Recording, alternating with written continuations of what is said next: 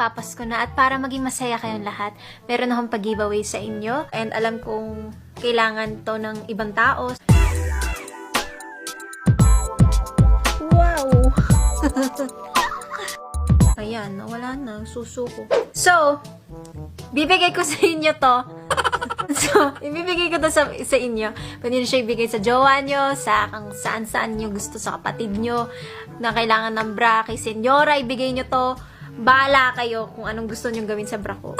So, kung gusto nyo siya mapalanunan, kailangan nyo lang mag-comment down below ng hashtag Ivana, akin na yung bra mo. So ayun guys, meron din tayong pag-giveaways na So kagaya kay Ivana, meron din akong ibibigay sa inyo dahil Pasko na. So ito yung maagang pamasko ko sa inyo. So kukunin ko na siya.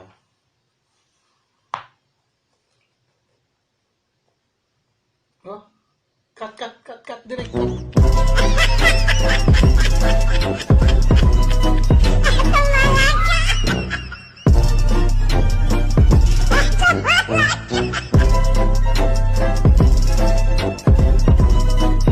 Hi guys, it's me again, DJ Mibolos here. So ngayong araw na to, magbibigay lang ako sa inyo ng magandang tips. So sa mga papasok dyan sa trabaho, ito lang sasabihin ko sa inyo na bago kayo papasok, siguraduhin nyo munang lumabas kayo ng bahay. Okay, thank you.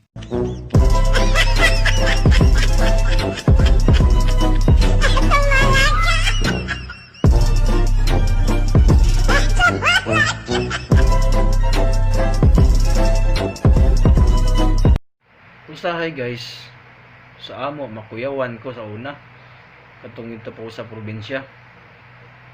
Mukalit na magtuktok si mama sa kwarto ba ja, ingnon ko nga kuhan panghipos na si mong kwarto kay kakadyon na may bisita ron ja, ang ingnon si mama nga kuhan asa mo day mga unang mga bisita ngari day sa akong kwarto.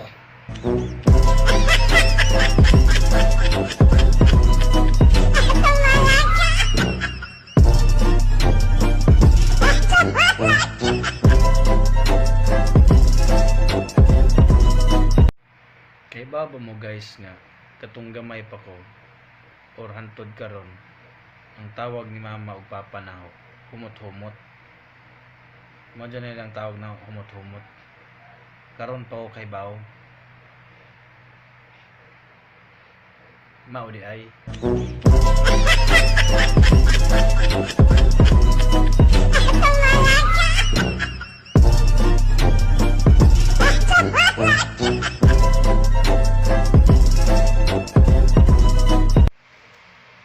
Sa una guys, gusto dyan na akong magpare katong high school pa ko. Siguro mga first year. Kaya ingon ang mga classmate. Ayaw lagi pagpare kay sayang kuno kaayo. Tingin ko saan na naman eh. Di na pwede magmadre ko.